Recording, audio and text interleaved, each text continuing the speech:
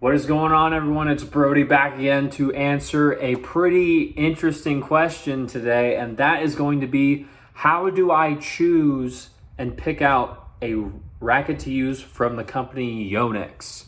Yes, it's pronounced Yonex. It is a Japanese company. It is not Yonex like you may hear. The official pronunciation from the Yonex team that I talked with, that came in and gave a full presentation to me of their strings, rackets, and everything, it's Yonex. So, with the Yonex rackets, there are three main rackets, and then there's one other one that I'll get into after I talk about the main three. So there's going to be the Yonex E-Zone, the Yonex V-Core, and the new Yonex Percept, previously known as the Yonex V-Core Pro. Now there is also the Yonex Astral, but that one's different from the main one, so I'll get to that one in a little bit. The first one I'm going to talk about is the Yonex E-Zone. So at the time of this recording here, at the end of 2023, beginning of 2024, the Yonex team had just announced the brand new E-Zone that is coming soon. So the Yonex E-Zone is on a lot of people's minds right now, and the reason is that the Yonex E-Zone is probably the most all-around playing racket from Yonex. Ironically enough, most of the Yonex rackets, they are, if you look at them, they have this, what Yonex calls their isometric shape, where it's almost more like flat at the top of their rackets, and then it comes down. So that's going to be found on almost all their rackets, including the Yonex E-Zone, which gives all of the rackets about a 7% larger sweet spot than any other brand out there. Now, with the Yonex E-Zone, when I say it's more of an all-around racket, if you notice with racket companies, for some reason, I don't know why that it happened this way, but almost every single blue racket is going to be like the power all-around style racket. You see this with Yonex, Babolat, Wilson, Dunlop, Head, almost all of them. So what makes the Yonex E-Zone different is that the Yonex E-Zone does tend to come in a lot more options than most of those other rackets, because you have the E-Zone 100, the 98, the 100L, the 98L, you have the 98 Tour, and you just have a bunch of different configurations to match your specific style of play. If you're looking for the brand new E-Zone, and you're a brand new player, typically I would say you'd probably want to look to the 100 in these Yonex rackets, just because the 100s, they have a bigger head size, a little bit bigger sweet spot, as well as the extra 7% sweet spot like I mentioned earlier, as well as the E-Zone's just going to be a nice, comfortable racket for you with a lot of power, and to make sure that you aren't overpowered on the court. It's an easy all-around frame to get in and start playing with, and that's why the Yonex E-Zone is probably a lot of people's favorite right now, just because of how well constructed it is made for beginner players to intermediates to advanced level players. That racket line can do almost all of it. What that racket lacks, however, because it's more of the power and all-around type racket, is spin, the Yonex V-Core Pro. The Yonex V-Core, and control, the Yonex Percept.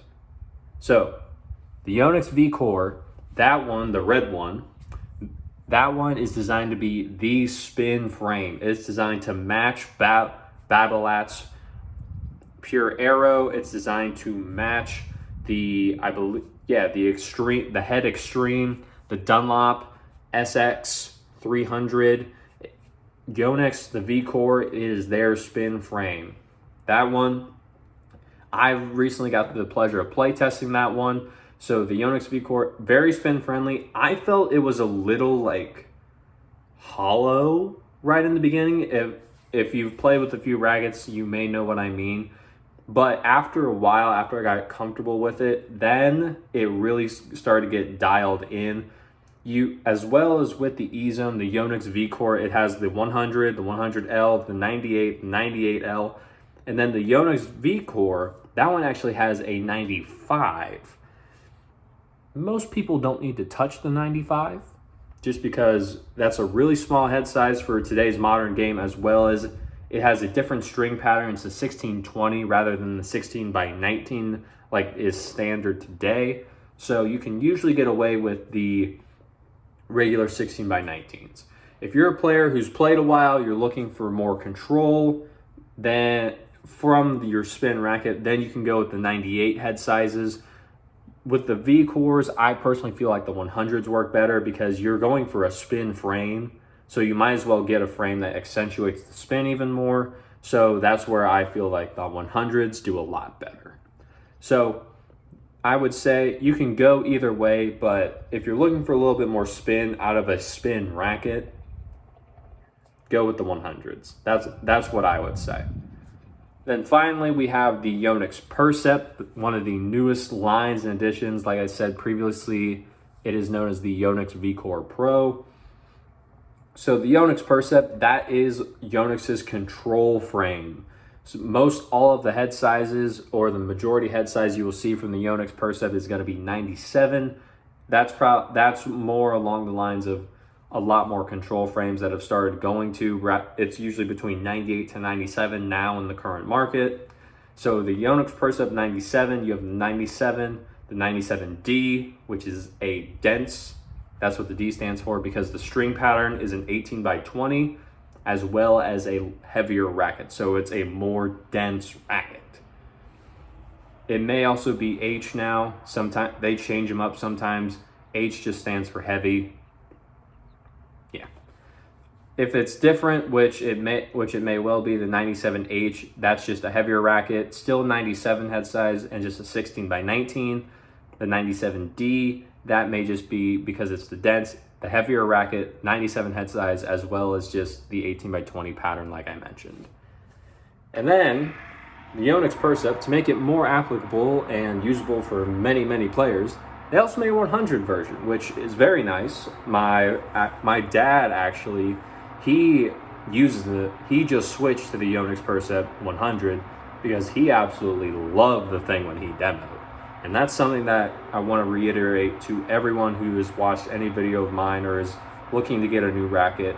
You need to demo these things before you go out and buy a brand new one. I was working with a buddy of mine.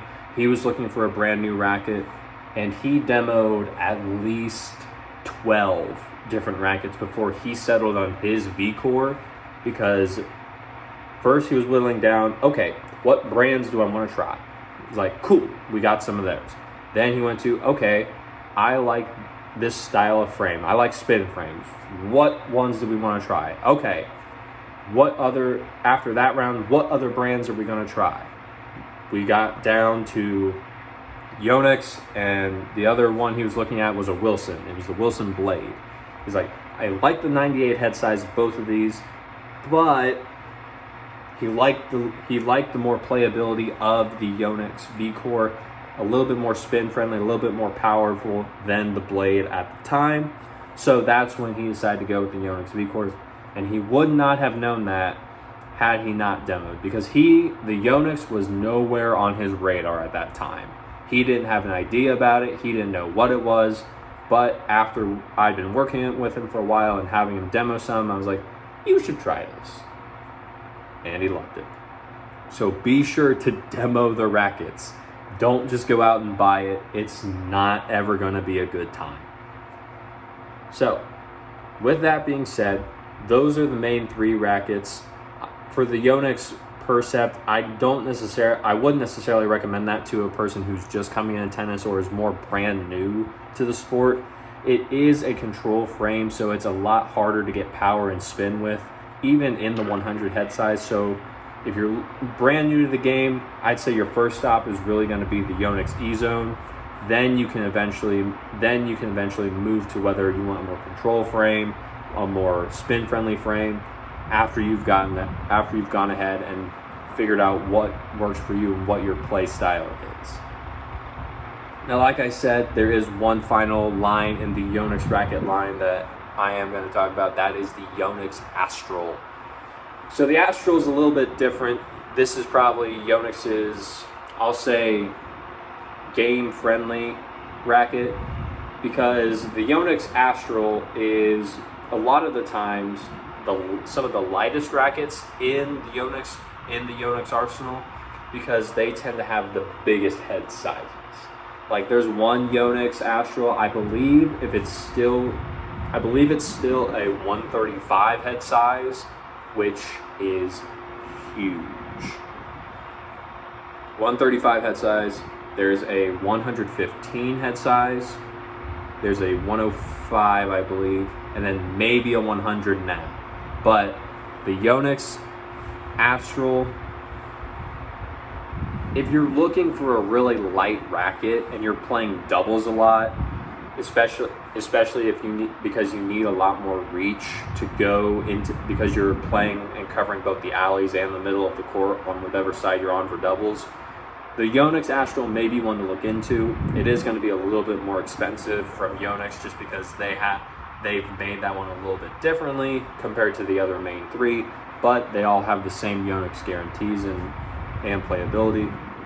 Because Yonex is cool with the fact that they're one of the few brands that if whatever they say the specs are on the racket, that's what they're actually going to be right out of the factory gate. Yonex and their process goes through at least 50 different human in-person like checks for quality before the racket is ever shipped. So they make sure that you get the correct thing that you're paying for, because they want to make sure that you know what you're getting and you can trust their brand with your racket. So with that being said, as I will always repeat and say, demo these rackets before you go out and buy. But other than that, those are really the main rackets from Yonex. If you have any more questions about the Yonex line, leave a comment down below so I can get back to you and answer you about what's coming, what may be coming soon, and what is already out there that you should look for. As well as like the video if you got any value from it, and subscribe to the channel so I can get rid of all the tennis misinformation that's out there, because I saw a lot of it when I was and am still working with the tennis community, and took it upon myself to get rid of a lot of that. So, like I said, leave a like on the video, comment down below if you have any more questions, subscribe to the channel, and share this video with a friend if they're considering going into a Yonex frame. And as always, take care.